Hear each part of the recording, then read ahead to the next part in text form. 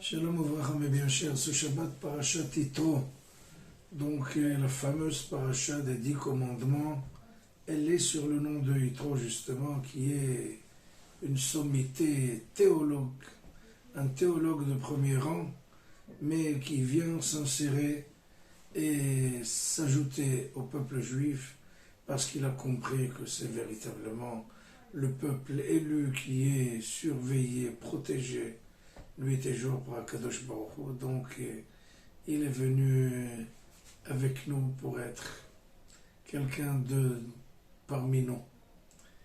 Et je voudrais faire une analyse, si vous voulez, les 10 commandements.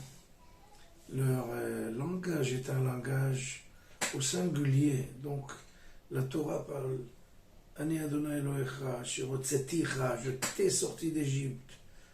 Ne convoite point, ne tue point. Il parle au singulier, il nous tutoie.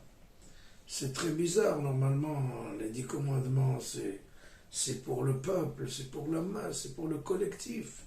Comment se fait-il qu'Akadosh Baruch Hu nous parle au singulier? Toi, tu ne tueras pas, tu ne convoiteras pas. C'est normalement vous. Ça parle au peuple, ça parle à la masse, ça parle à la foule. Comment se fait-il? Bon, il y a une quantité de réponses, mais je vais essayer de donner une ou deux ou trois réponses sur cette énigme.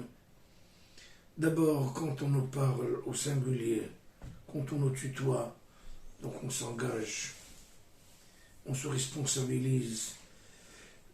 Akadosh Baruch Hu est en train de me parler. Ça me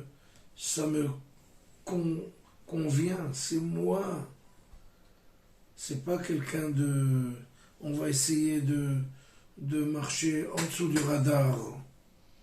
Il faut prendre justement conscience que ces commandements sont pour moi, pas pour les rabbins et les religieux, pour tout le peuple d'Israël. Chacun est justement animé par cette parole divine et cette parole lui parle spécifiquement, individuellement. C'est pas quelque chose de collectif, c'est quelque chose qui parle à chacun de nous.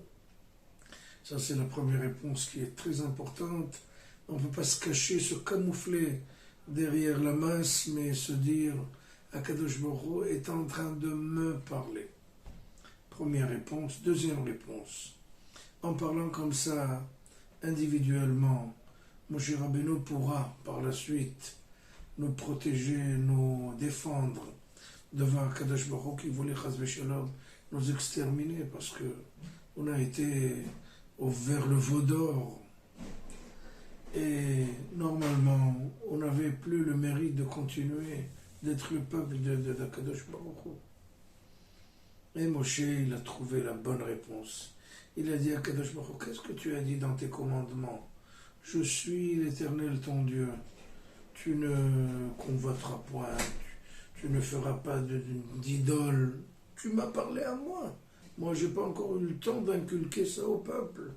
Donc, qu'est-ce que tu veux? Ce peuple n'a pas reçu encore de commandement spécifique. C'est moi. Donc, tu m'as parlé à moi et le peuple n'a rien à voir de cette histoire. Donc, tu ne vas pas le punir. Ça, c'est l'intelligence de notre leader, mon cher Rabbeinu, qui nous a vraiment sauvés à la dernière minute en disant qu'on avait les circonstances atténuantes. La Torah a parlé à Moshe et non pas au peuple. Troisième réponse, comme on était pour les 10 commandements, on était unis, on était tous pour un pour tous. On était comme une seule personne. Donc Akadosh Baruch Hu, en fait, nous parle comme s'il parlait à une seule personne, parce que on était tellement de tout cœur, de tout amour, comme un seul homme, avec un seul cœur, de tout cœur. Et donc Akadosh Baruch Hu nous a parlé au singulier, puisqu'on était, malgré la masse et le grand peuple qu'on était, on était tellement unis qu'Akadosh Baruch Hu était aux anges de nous voir comme ça et nous a parlé au singulier.